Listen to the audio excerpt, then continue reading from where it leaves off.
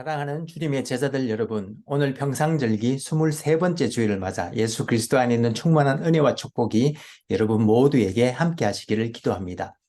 벌써 11월이 되었습니다. 세월이 어찌나 빠른지요. 이번 주 이곳 아이오와는 평상의 기온을 회복한 것 같습니다. 워낙에 여름이 짧고 겨울이 긴 곳이라 찬바람은 초겨울로 들어섰음을 알리고 오가는 발걸음들은 옷깃을 여미는 그런 모습입니다. 여러분들이 계신 일리노이와 미시간과 뉴욕과 또 세계 도처에서 이 예배에 함께 하시는 분들이 계시는 곳은 어떤지 모르겠습니다만 모쪼록 늦은 가을을 맞아 하나님의 은혜 안에서 모두 건강하고 행복하시기를 기도합니다. 그럼 오늘 평상절기 23번째 주일날 아침에 하나님의 영광의 예배에 초대받고 함께 하신 여러분 모두를 환영하며 전능하신 하나님 우리 아버지, 우리의 구주가 되시는 예수님, 또 우리의 성화주가 되시는 성령님을 예배하는 자리로 함께 나갔으면 좋겠습니다. 왕이 여호와의 성전 안에서 발견한 언약책의 모든 말씀을 읽어 무리의 귀에 들리고 왕이 단 위에 서서 여호와 앞에서 언약을 세우되 마음을 다하고 뜻을 다하여 여호와께 순종하고 그의 계명과 법도와 율례를 지켜 이 책에 기록된 이 언약의 말씀을 이루게 하리라 하매 백성이 다 그 언약을 따르기로 하니라. 하늘과 땅들아 기뻐하라. 주께서 성령을 통하여 그의 공의와 사랑으로 온 땅을 영원히 통치하시는도다. 온 땅의 인생들아 하나님 아버지를 찬송할지로다. 우리가 그를 힘입어 살며 기도하며 존재하기 때문임이니라. 같이 기도하심으로 주님 은혜의 보좌 앞으로 나가시겠습니다.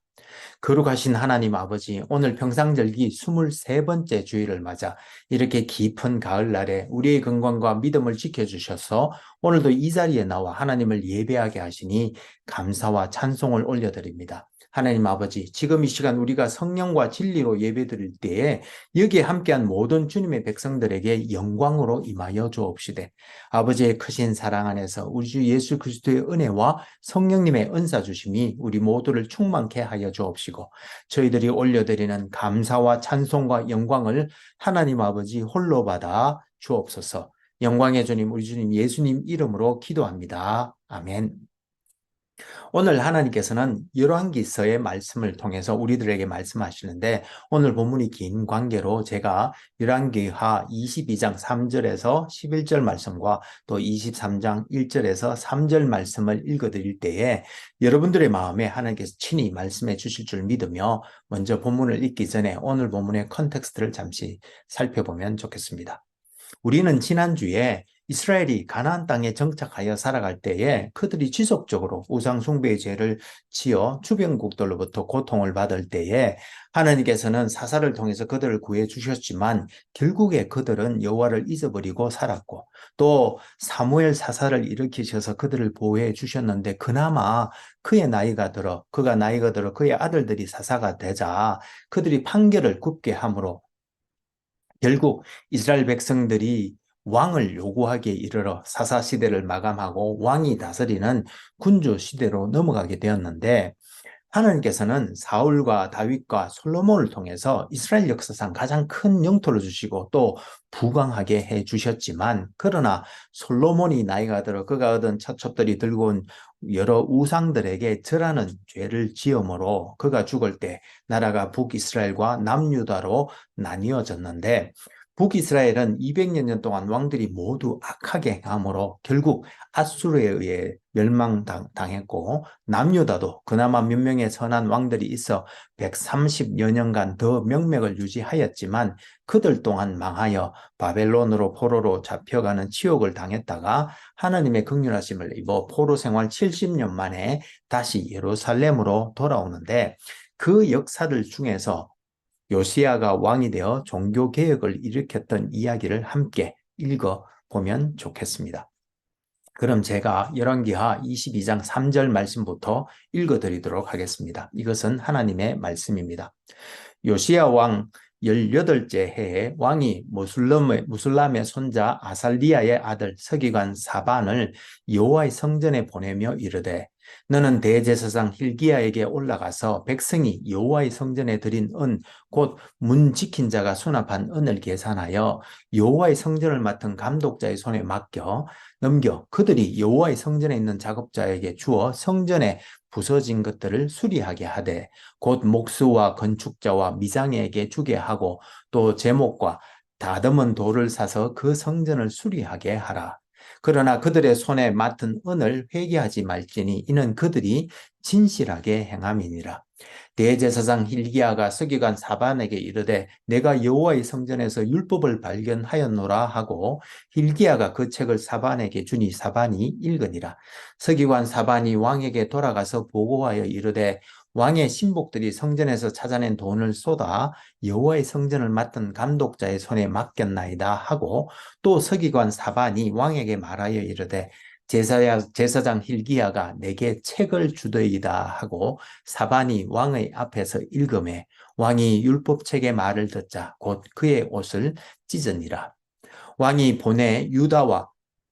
예루살렘의 모든 장로를 자기에게로 모으고 이에 왕이 여호와의 성전에 올라가매 유다 모든 사람과 예루살렘 사람과 제사장들과 선지자들과 모든 백성이 노소를 막론하고 다 왕과 함께 한지라. 왕이 여호와의 성전 안에서 발견한 언약책의 모든 말씀을 읽어 무리의 귀에 들리고 왕이 단 위에 서서 여호와 앞에서 언약을 세우되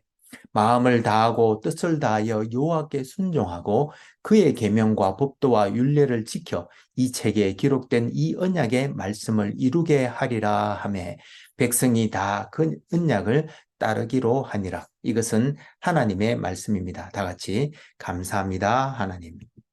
잠시 기도하시겠습니다. 오 주님, 지금 이 시간 하나님의 말씀을 듣기를 원합니다. 하늘의 지혜와 진리의 말씀을 들을 때에 성령의 조명하심으로 우리의 마음을 여시고 말씀을 깨닫게 하여 주옵시되 주님의 생명의 말씀에 순종하는 은혜를 다하여 주옵소서. 성령을 보내주신 우리 주님 예수님 이름으로 기도합니다. 아멘. 오늘 평상절기 23번째 주일을 맞아 여기에 함께 하신 모든 분들에게 우리 아버지 하나님의 크신 사랑과 우리 주 예수 그리스도의 은혜와 성령님의 은사가 충만하시기를 기도합니다. 오늘은 애리조나 기독교 대학 문화연구센터가 지난 2022년 7월 미국 성인 2275명을 대상으로 실시한 설문조사 결과를 잠시 소개해 드리겠습니다. 이 조사에서 미국 성인 42%는 마음속으로 느끼는 바를 옳고 그름을 판단하는 주요 기준으로 생각한다고 밝혔고 약 29%는 다수결의 원칙을 선과 악에 대한 판단 기준으로 삼았으며 성경에 나온 교리를 판단 기준이라고 말하는 성인은 29%인 것으로 조사되었습니다. 미국의 개신교와 카톨릭 등 소위 기독교인들의 비율이 약 70%인 것을 감안하면 기독교인들 중 성경을 선악의 기준으로 보는 사람이 약 40% 정도밖에 되지 않는다는 이야기로 결국 미국 기독교가 그만큼 세속화되었다는 반증이 아닌가 생각합니다. 그리고 문화연구센터의 디렉터인 조니 바나는 미국인 4분의 3이 인간은 선하다라고 믿고 있고 또 하나님과 성경을 믿는 미국인은 절반에 미치지 못한다라고 하며 이 같은 현상 때문에 스스로가 윤리적 문제의 결정권자라고 생각하는 미국인이 늘고 있는 것이라고 설명하면서 교회나 성경의 가르침 대신 정부 정책이나 법을 윤리적 잣대로 삼는 사람들이 점점 늘고 있는 실정이라고 말했습니다. 여러분들은 어떻게 생각하십니까? 여러분들은 선악의 기준을 무엇으로 생각하십니까? 마음속으로 느끼는 바입니까? 아니면 다수결의 원칙입니까? 아니면 성경을 선악의 판단 기준으로 삼고 있으십니까? 여러분 오늘 본문이 나오는 열왕기에도 사울과 다윗과 솔로몬 이후 북이스라엘과 남유다로 왕국이 분열되었을 때 총 39명의 왕들이 등장하는데 성경은 그들을 선한 왕 혹은 악한 왕으로 평가하고 있는데 우리 함께 어떤 왕들이 선한 왕 혹은 악한 왕으로 평가를 받았고 또 그 기준은 무엇인지 함께 살펴보면서 은혜 나눌 수 있기를 소망합니다. 오늘 본문이 나오는 열왕기서에는 통일왕국 시대의 마지막 왕 솔로몬의 이야기와 함께 그의 사후 북이스라엘과 남유다로 나뉘어진 분열왕국 시대의 왕들의 이야기들과 함께 그 시대에 활약했던 선지자 엘리야와 엘리사 그리고 이사야에 대한 이야기가 함께 뒤섞여 나오는데 이 열왕기서의 구조 전체를 어, 이야기의 전개에 따라 나누어 보면 열왕기상 1장에서 11장까지는 지난번에 살펴본 솔로몬 왕의 이야기가 나오는데 그는 처음에는 겸손했지만 하나님께서 주신 지혜로 위대한 왕이 되었을 때 그가 취한 수많은 처첩들로 말미암아 결국 우상 숭배를 함으로 그가 죽은 후 그의 뒤를 이은 로보암 때 이스라엘이 두 왕국으로 나뉘게 되는 벌을 받은 이야기가 나오고 이어진 12장과 16장에서는 하나님의 뜻대로 제대로 살지 못한 북이스라엘과 남유다의 초기 왕들의 행적들을 기록한 후에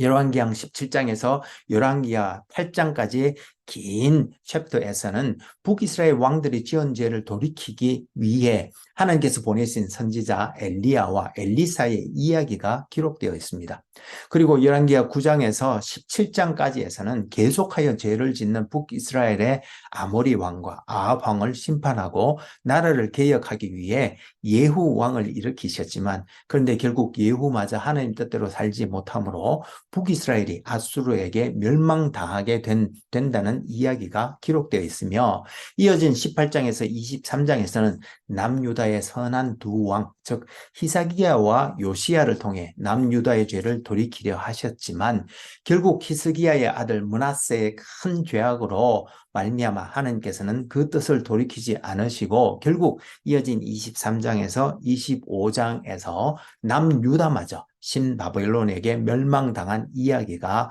기록되어 있습니다. 이런 분열 왕국의 역사에는 북이스라엘과 남유다의 왕들이 직면한 몇 가지 도전들이 있었는데요. 먼저 이스라엘은 통일 왕국 시대 사울과 다윗과 솔로몬 왕을 거치면서 스크린에 빨간색으로 표시된 것처럼 그 경계가 북쪽으로 유프라테스 강에까지 이르는 큰 지역을 정복함으로 북동쪽의 아수르 제국과 또 남서쪽의 애굽 사이에서 중근동 지방의 강자로 등극하였습니다. 그런데 솔로몬이 죽자 그의 아들 로보암이 왕좌에 올랐을 때 북쪽 지방의 이스라엘 지파들이 와서 그의 아버지 솔로몬 왕이 성전과 궁을 지을 때에 그들에게 지은 무거운 노역을 경감해 주면 그를 계속 섬기겠다고 했으나 로보암이 이를 듣지 않자 결국 유다 지파와 벤야민 지파를 제외한 10개의 지파들이 에브라임 지파의 로보암을 왕으로 추대함으로 북이스라엘과 남유다로 나뉘어지게 되었고 이로써 약 120여 년간의 통일 왕국 시대가 막을 내리고 BC 930년부터 분열 왕국 시대가 되었는데 이때 이스라엘의 영토는 그림에서 보시는 바와 같이 보라색의 북이스라엘과 초록색의 남유다로 그 영향력이 급격히 줄어들었고 그 후에 그 당시에 중근동 지방의 최강자였던 아수르 제국과 또 그동안 이스라엘 속국이었다가 독립한 아람과 옛 영광을 회복하려는 애굽 사이에 끼어 지속적으로 그들을 괴롭히는 그런 정치적 상황 속에 있었습니다. 그런데 이런 여로보암을 중심으로 한 북이스라엘과 르호보암을 중심으로 한 남유다는 종교적인 측면에서도 내부적인 도전이 있었는데요. 북이스라엘의 경우 그것은 바로 하나님의 성전이 예루살렘, 즉 남유다에 위치한 것과 관련이 있었습니다. 무슨 말인가 하면 신명기 16장에서는 20세 이상의 모든 이스라엘 남자들은 적어도 3대 절기인 유월절, 맥추절, 초막절에는 반드시 성전에 올라가 제사를 드리도록 되어 있었기에 만약에 북이스라엘의 백성들이 예루살렘에 가서 제사를 드릴 때 혹 마음이 르호보암에게로 돌아갈 것을 염려한 여로보암은 이 문제를 해결하기 위해서 금송아지 둘을 만들어서 하나는 단에 두고 또 하나는 베델에 두어 그곳에서 제사를 드리고 경배하도록 하였고 또 산당에도 제단을 설치하고 레위 지파가 아닌 제사장들을 세워 이스라엘 백성들이 금송아지에게 분향하고 또 산당에서 절하도록 하였습니다. 하였던 것인데, 이 금송아지 제단과 산당에 하나님께서 한 선지자를 보내 경고했음에도 불구하고 여로보암이 듣지 않아 그는 결국 죽었지만, 이렇게 베델과 단에 세워진 금송아지와 산당들의 세운 제단들로 인해서 그가 죽은 후에도 북이스라엘의 왕들과 제 백성들이 지속적으로 금송아지에게 절하고 또 산당에서 제사를 드리는 악을 행하게 되므로 북이스라엘이 결국 망하게 되는 단초가 되었습니다. 반면 남유다는 그나마 다행으로 다윗의 길을 따르는 히스기야 왕과 요시야 왕 등 두 명의 선한 왕들이 일어나 산당을 제거하고자 하였지만, 역부족으로 산당은 지속적으로 살아남아 그들의 발목을 잡고 남유다가 종교 혼합주의에 빠져들고 또 우상 숭배를 하게 되었습니다. 이렇게 남유다와 북이스라엘의 여호와를 향한 유일신 신앙을 결정적으로 무너뜨렸던 산당은 히브리어로 바마라고 하는데, 높은 곳이란 뜻으로 이 산당들은 높은 산에 세워져 BC 12세기에서 11세기경 이스라엘이 가나안을 정복하기 전에 가나안 땅의 그 풍요의 신들, 즉 바알과 아세레에게 제사를 드리던 곳이었는데,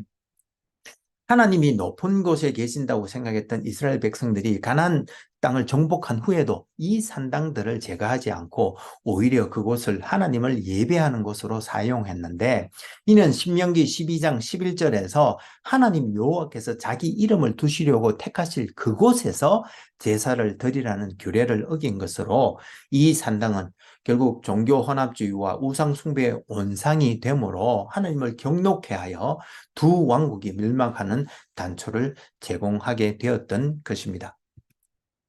이러한 외적, 내적 도전에 직면하여 왕들은 이들을 해결할 책무가 있었는데요. 북이스라엘의 왕들은 태생적으로 다윗 가문에게 반역을 일으키고 세운 나라여서 그랬는지 약 200년 동안 왕조가 8번이나 바뀌면서 19명의 왕들이 세워졌지만 그들 중 한 명도 하나님 뜻대로 살지 못하고 모두 금송아지 제단에 절하고 산당에서 제사를 드림으로 성경은 그들 모두를 악한 왕이라고 평가하였는데, 그 중에서도 특히 북이스라엘의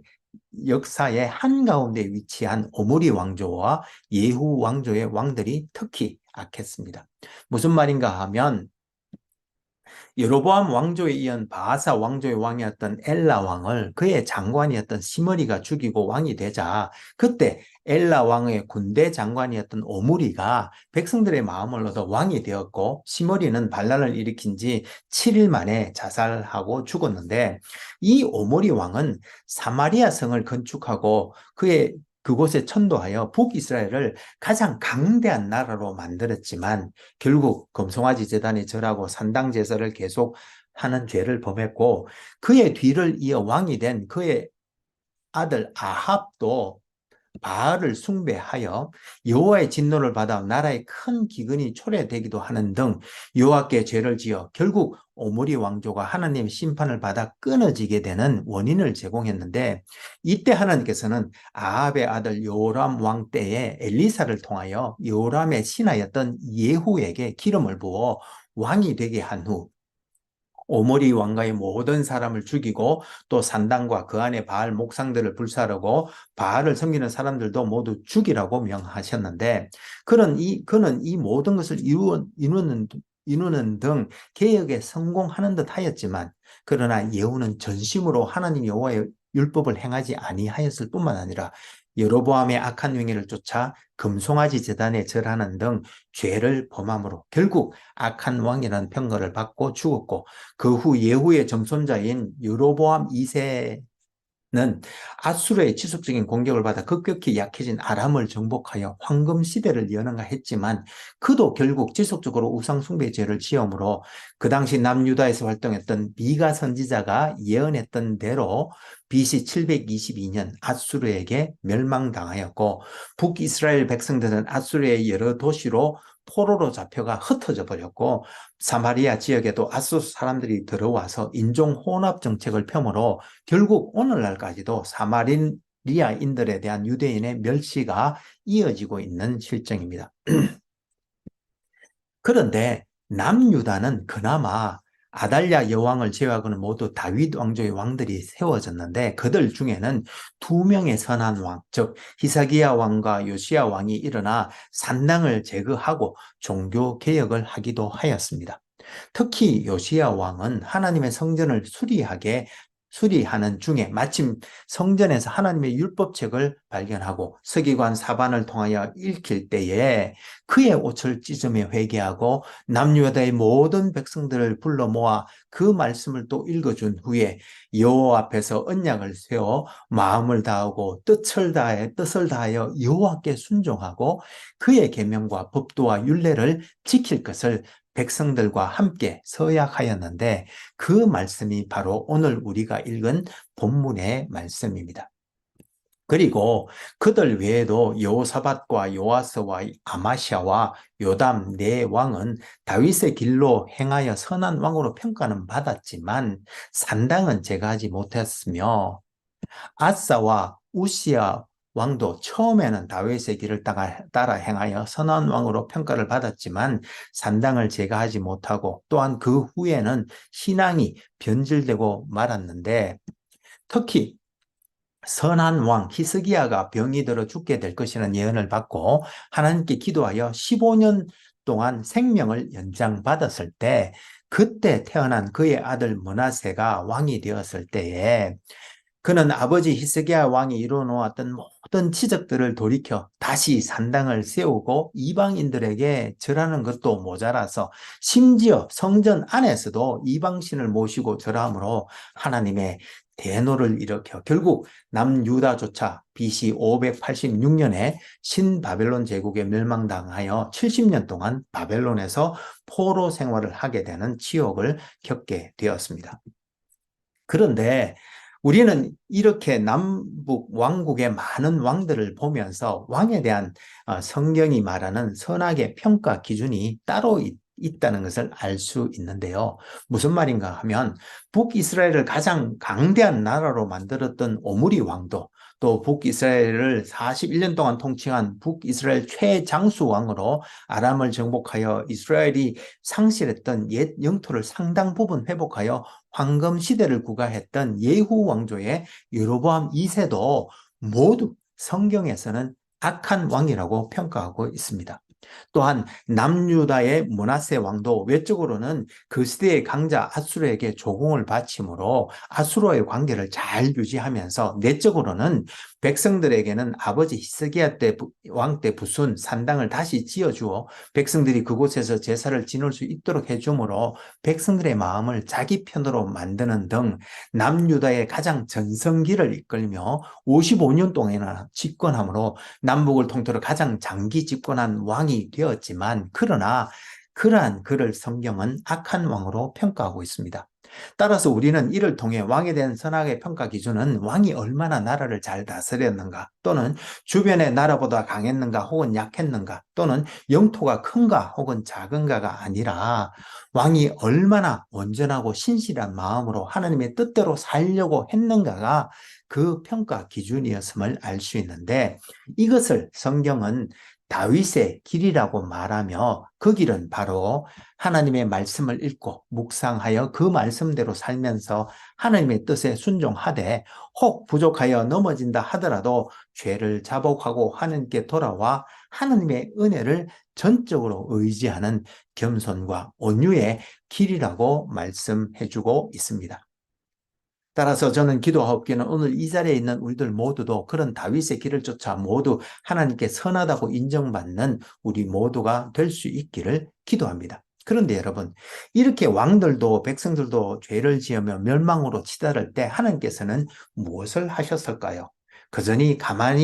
가만히 보고만 계시지는 않은 것 같습니다. 무슨 말인가 하면 북이스라엘 왕들, 특히 오므리 왕조의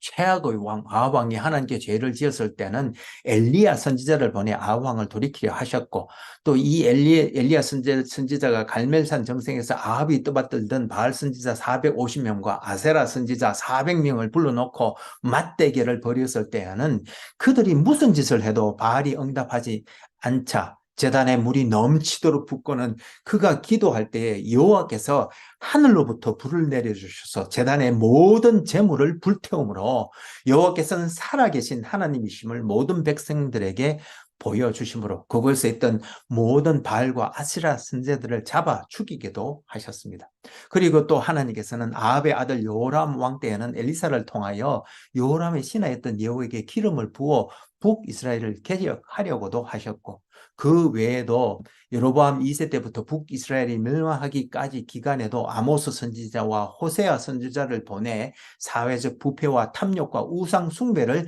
규탄하셨지만, 그러나 북이스라엘은 선지자들의 말을 듣지 않고 결국 미가 선지자의 예언대로 망하게 되었던 것입니다.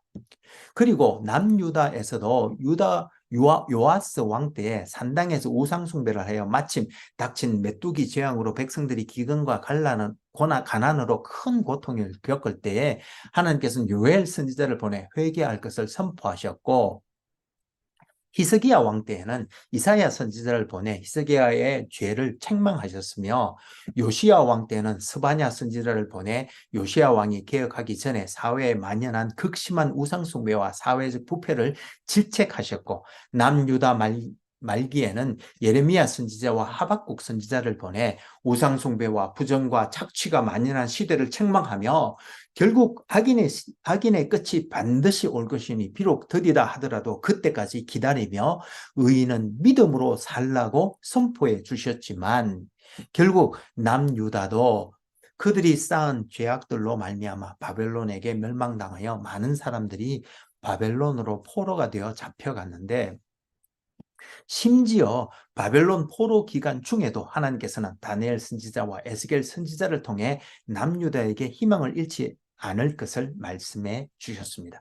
이렇게 하나님께서는 이스라엘이 죄를 지을 때마다 선지자를 보내 경고도 하시고, 또 심지어 그 죄값을 받아 멸망당하여 포로로 끌려가 있는 중에도 선지자들을 보내셔서 소망을 선포해 주시기도 하셨는데, 우리는 이 열왕기서를 통해서 첫째, 결국 사사시대를 이은 왕정시대의 왕들도 또 백성들도 불완전한지라 하나님의 뜻을 배반하고 또 우상숭배를 하기도 하고 또 도덕적 범죄를 저지르므로 결국 망할 수밖에 없는 존재임을 알 수 있으며, 둘째로는 결국 이렇게 하나님을 불신하고 배역하는 이스라엘이지만 하나님께서는 그들을 끝까지 사랑하셔서 하나님의 선지자들을 보내서 그들에게 다시 돌아오라고 하시는 등 하나님의 언약을 신실하게 지키시는 것을 알 수 있습니다.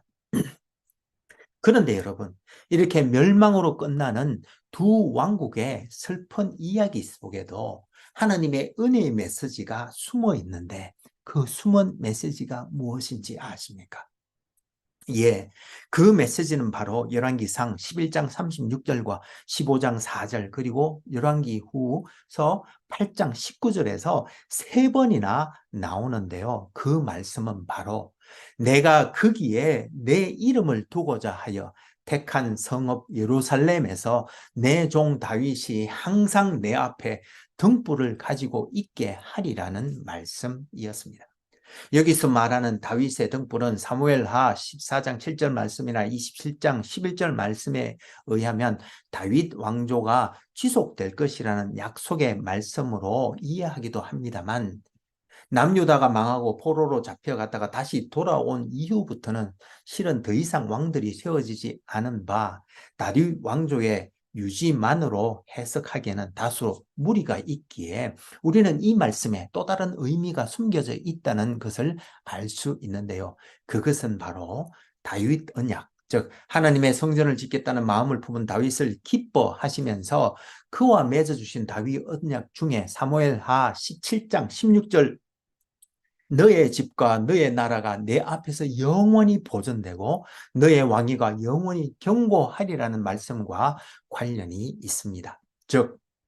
이 다윗의 등불이 의미하는 바는 시편 132편 17절 내가 거기서 다윗에게 뿔이 나게 할 것이라 내가 내 기름 부음 받은 자를 위하여 등을 준비하였도다라는 예언의 말씀처럼 마태복음 1장 1절에서 예수 그리스도는 다윗의 자손이라고 소개하고 있고, 또 요한복음 1장에서는 예수님을 참빛 즉 등불로 소개한 말씀처럼 다윗의 등불이 하나님의 나라를 이 땅에 도래시키고 또 완성하실 예수 그리스도를 의미하는 것임을 알 수 있습니다. 그렇습니다. 바로 사사들과 왕들이 실패한 그 자리에 예수 그리스도께서 오셔서 꺼지지 않는 참빛, 즉 등불이 되어 빛나시게 하는 것이 바로 하나님께서 예비하신 열왕기서에 숨겨진 은혜였던 것입니다. 사랑하는 여러분, 그렇게 다윗의 등불이 되어 우리에게 나타나신 생명의 빛 되신 구원자 우리 주 예수 그리스도, 그 숨겨진 하나님의 은혜가 우리에게도 찾아오셨는데, 요한복음 1장에서는 예수 그리스도께서는 태초로부터 계신 말씀이시라고 하셨고, 또 시편 119편 105절에서는 그 말씀이 우리 발의 등불이요 우리 길의 빛이신데, 요한복음 14장 26절에서는 보혜사 곧 아버지께서 예수님의 이름으로 보내신 성령님께서 그 주님의 말씀을 생각나게 해주시고 또 그 뜻을 가르쳐 주신다고 말씀하고 있는 바, 그러므로 우리는 그 말씀으로 오신 예수님을 우리 마음에 모시고 그 말씀을 먹고 새 생명으로 살면서 혹 서로 넘어지더라도 히브리서 4장 12절 말씀처럼 살아있고 운동력 있는 주의 말씀이 우리의 마음의 생각과 뜻을 드러내어 우리의 숨은 죄를 깨닫게 해주실 때에 우리는 주님 십자가 앞에 나와 죄를 고백하고 돌이킴으로 주님의 은혜만을 의지하고 또 덧입는 가운데 주님께로부터 선하다 인정받는 우리 모두가 되기를 소망합니다. 그럼 같이 기도하시면 좋겠습니다. 신실하시고 감사하신 하나님 아버지, 오늘 우리는 분열 왕국 시대의 왕들을 돌아보면서 우리의 연약함과 부족함을 다시 한번 더 깊이 깨닫습니다. 그러나 주님, 하나님의 율법을 받은 이스라엘조차도 하나님께서 그 많은 선지들을 보내 깨우쳐 주시며 돌아오라고 말씀하셨음에도 불구하고 결국 북이스라엘도 남유다도 망하고 말았던 슬픈 이야기를 보면서 우리는 하나님의 은혜만을 더욱 의지하여야 함을 알게 되었습니다. 오 주님, 간절히 기도하옵기는 지금 여기 이 예배에 참여한 우리들 모두는 오직 하나님의 은혜만이 우리의 생명이요 힘이요 능력임을 깨달아 주님 앞에 간절히 엎드려 주의 긍휼과 자비를 구하되 성령을 보내주셔서 주의 말씀대로 살 수 있도록 깨달음도 주시고 또 순종의 능력을 주실 때에 우리의 몸을 쳐 복종하게 하여 주옵시되 서로 넘어졌을 때조차도 겸손히 엎드려 회개하고 마음을 돌이키는 우리 모두가 되게 하여 주옵소서. 우리의 말씀의 등불이 되신 우리 주님 예수님 이름으로 기도합니다. 아멘. 이제는